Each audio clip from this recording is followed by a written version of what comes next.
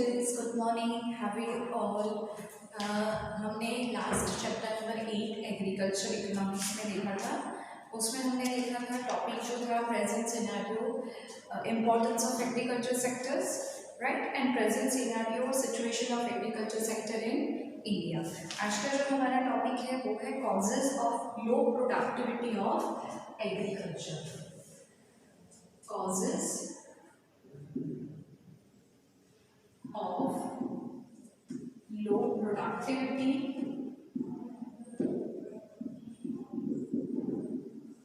in agriculture. See, generally हमने previous video में discuss किया था स्टूडेंट्स की majorly population before independence and after some period of the after independence क्या था. Majorly population was dependent on which sector? Was dependent on agriculture sector. 70 to 75% population किस पे dependent होता था? एग्रीकल्चर सेक्टर पे. लेकिन उसके बाद क्या हुआ? धीरे धीरे कौन से सेक्टर आने लगे? सेकेंडरी सेक्टर और टर्शरी सेक्टर. तो पॉपुलेशन स्विच ऑन होके कहाँ पे चली गई? सारी कहाँ पे एंगेज या एम्प्लॉयड होने लगी? दूसरे सेक्टर्स में. तो एग्रीकल्चर सेक्टर्स का पॉपुलेशन जो था एम्प्लॉयमेंट का वो कम होता गया धीरे धीरे. तो उसके रीजंस, कॉजेज का मतलब स्टूडेंट्स हमें समझना है. रीजंस, क्या रीजन है, इसके बिहाइंड रीजन. तो लो प्रोडक्टिविटी इन एग्रीकल्चर. एग्रीकल्चर में से अभी इतनी प्रोडक्टिविटी नहीं आती. प्रोडक्टिविटी यानी इतना आउटपुट नहीं आता है, इतना हमारा एक्सपोर्ट इनकम नहीं आता है. तो उसके क्या रीजन है वो आज का ये हमारा टॉपिक है. सबसे पहला जो इसमें स्टूडेंट्स 3 मेजर फैक्टर्स दिए हैं. फर्स्ट फैक्टर दिया हुआ है इंस्टीट्यूशनल, सेकेंड दिया हुआ है टेक्नोलॉजिकल, थर्ड दिए हुए हैं अदर फैक्टर्स. हम देखते हैं बारी बारी से. सबसे पहला जो फैक्टर्स है वो है इंस्टीट्यूशनल फैक्टर. उसमें हम सब टॉपिक्स भी हैं. उसके बाद है technological, second factor. Third factor is even other factor, right. तो सबसे पहले देखते हैं इंस्टीट्यूशनल फैक्टर. अभी इंस्टीट्यूशनल फैक्टर में कौन सा फैक्टर है? The influence of those farmers who work in institution and are felt in a physical, social and economical and legal factors are institutional factors. Such factors are negative in India. Due to that, agricultural development is very low and very least level. Therefore, the low productivity of agriculture being seen. कौन से reasons के हिसाब से institutional factor है? तो देखते हैं social, physical, economical, legal factor. ये सारे किसमें आते हैं? इंस्टीट्यूशनल में. Social, legal, physical and economical. So this all factors combination make a one factor, huge factor. It's a institutional factor. उसमें देखते हैं सबसे पहला जो फैक्टर है लैंड रेवेन्यू कलेक्शन सिस्टम, जो इसी में है. Land revenue collection system.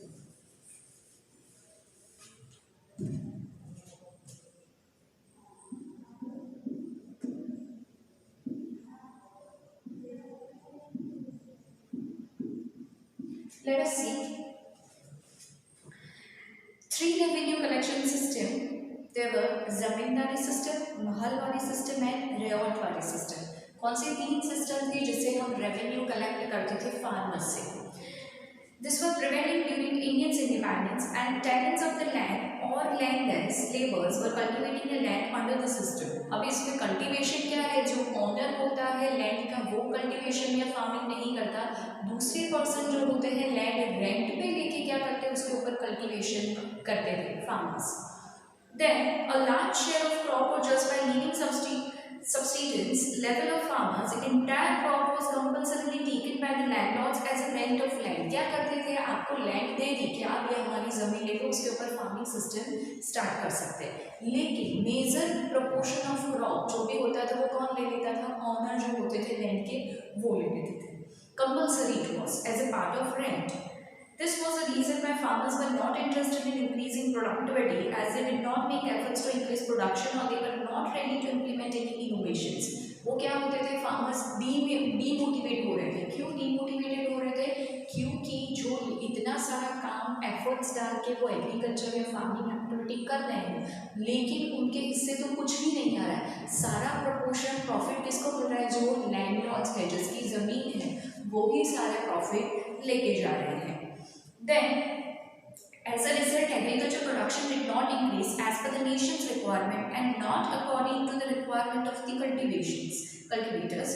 After independence, to protect tillers and to control rent of land, Tillers Land Act was passed. इसके आफ्टर इंडिपेंडेंस एक एक्ट पास किया गया था, उसका नाम था टीलर्स act. But this act was not completely implemented, and due to the farmers are not exploited free, finally productivity of agriculture sector became serious issue. धीरे धीरे फार्मर्स क्या होते गए? इंटरेस्ट लूज करते गए. क्यों इंटरेस्ट लूज करते गए? क्योंकि जमीन भी किसी और की काम उतना करे, लेकिन उनको इनकम और उनके हिस्से कुछ क्रॉप आता नहीं था. तो धीरे धीरे लोग ये फार्मिंग सेक्टर से कम होते गए. सेकेंड रीजन बता रहे हैं agriculture finance.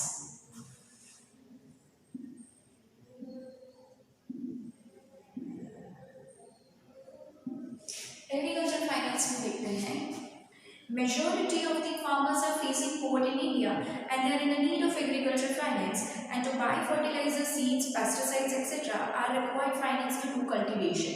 But since the independence, a great role in played by private money lenders, 71.6% agriculture finance business was managed by money lender. In 1951, they were providing finance at a very high rate of interest. यहाँ पे क्या होता है कि agriculture finance यानी आप agriculture ऐसे ही नहीं कर सकते. फार्मिंग एक्टिविटी आपको क्या चाहिए? फर्टिलाइजर्स चाहिए, सीड्स चाहिए, पेस्टिसाइड्स चाहिए. पेस्टिसाइड्स क्यों चाहिए? क्योंकि जो भी वो बैक्टीरियाज होते हैं, वीड्स होते हैं, कीटाणु छोटे छोटे जो प्लांट्स को खा जाते हैं, उनसे प्रिवेंट करने के लिए we need a pesticides, right. तो वो सब खरीदने के लिए आपको क्या चाहिए? पैसे चाहिए. वो पैसे आपके पास, फार्मर्स के पास नहीं है, तो उनको मनी लैंडर्स यानी जो पैसे वाले हैं वो पैसे लैंड करते हैं, राइट. उनसे बोरो करना पड़ता है. रेट ऑफ इंटरेस्ट जनरली उनका इतना हाई होता था कि कोई फार्मर उसको अफोर्ड नहीं कर पाता था. Then, after independence, government had nationalized bank, which was reduced the importance of money lender, and government has expanded institutional agriculture finance by constructing regional rural banks in 1975. National Bank for Agriculture and Rural Development.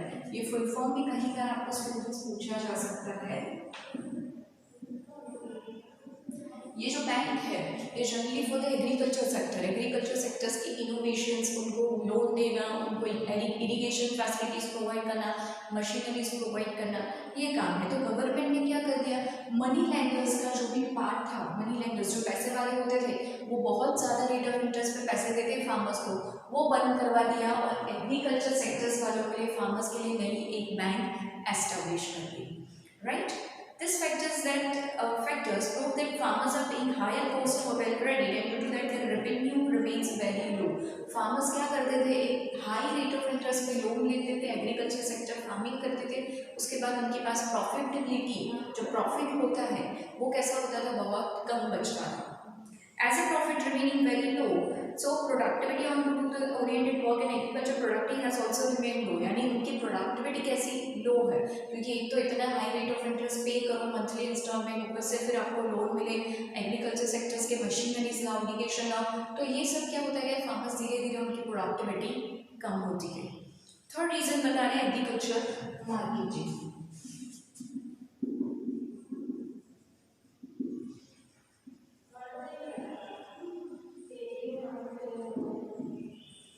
उसमें देखते हैं, due to the weak infrastructure facility, Indian remote and villages are not having adequate road or transportation facility to connect agricultural markets. Even agricultural markets have different rates of produce at the time of season. At the end of the season, majority cases high price benefit go to the traders and holders. क्या होता था? Generally जो major price या profit होता था वो किसके पास चला जाता था? ट्रेडर्स के पास. यानी फार्मर्स के पास तो प्राइस उन्होंने डिसाइड किया मार्केट में प्रोडक्ट को, फूड ग्रेन्स को, फ्रूट्स को, फ्लावर को सेल करने के लिए, उतना प्रॉफिट उनको नहीं मिलता था. And it is given farmers who are under the debt are forced to sell the crops before crop get ready to local lenders and broker. Farmers are less informative, so they do not have a knowledge of market. Farmers के पास अगर market knowledge नहीं है तो उनको कौन cheat कर सकता है? ट्रेडर्स या ब्रोकर जो वो कंसाइनमेंट लेते हैं, डीलर्स हैं, उनको क्या करेंगे? चीट करेंगे और सबसे कम पैसे और प्रॉफिट फार्मर्स को मिलेगा अगर उनके पास एग्रीकल्चर मार्केटिंग का नॉलेज नहीं है तो। Then rural social structure, rural social structure. It is given. Indian farmers are fatalist and having less information. Rural societies bound with old traditions and structure. As they are fatalists, they accept problems given by nature and accept situation and scarcity.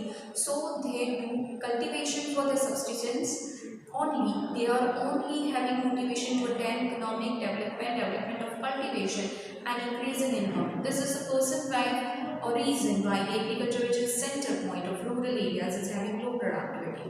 Rural social structure में यही कह रहे हैं कि they accept the problem, वो problems को accept कर रहे हैं। कौन accept करते जा रहे हैं? फार्मर्स जो है वही accept करके चलाती जा रही है और कल्टीवेशन बहुत कम कर दिया है उन्होंने। क्यों?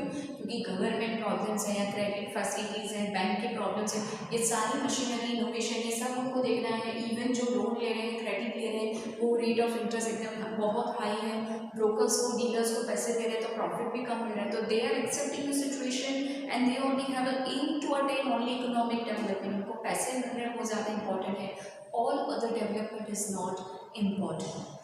Then in the technological factors, technology factors में दिए हुए हैं और there are no sub points in the technological, only the one point. Indian agriculture sectors utilize old tradition technology, old equipments, ideologies, techniques, etc., which make the agriculture weak. Even in the present, farming use plowing and block instead of tractors. They are traditional seeds instead of hybrid seeds. यानी यहाँ पे technological factors में क्या है? Students they are using more traditional, जो method of production है वो बहुत ट्रेडिशनल है, जो सीड्स यूज कर रहे हैं वो नेचुरल सीड्स हैं। बट नेचुरल सीड्स आप यूज करेंगे तो नो प्रॉब्लम, लेकिन नेचुरल सीड्स आपको इतना आउटपुट नहीं देता जितना आपको हाइब्रिड सीड्स। हाइब्रिड सीड्स यानी कौन से? जिनके ऊपर प्रोसीजर हुई है, जो क्या करेंगे एकदम हाई यील्डिंग वेराइटी सीड्स है, उसके ऊपर आप अगर उसको ग्रो करवाए नीचे जमीन में डालेंगे तो उससे क्या होगा? आपको आउटपुट ज़्यादा मिल सकता है।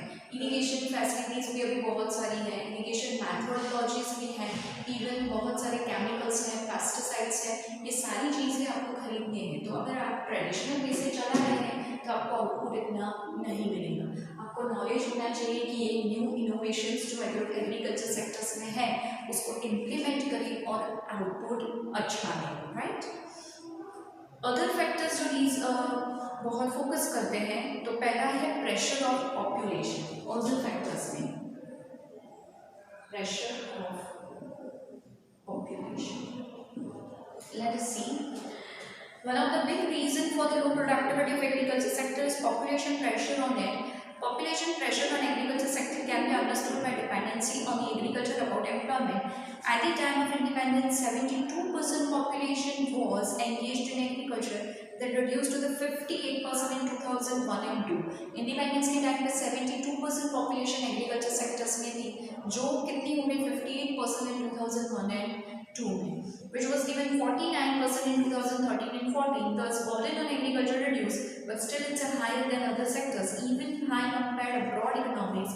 Here, total production of agriculture being distributed on ground production on income among the mass population, it shows low productivity of labor.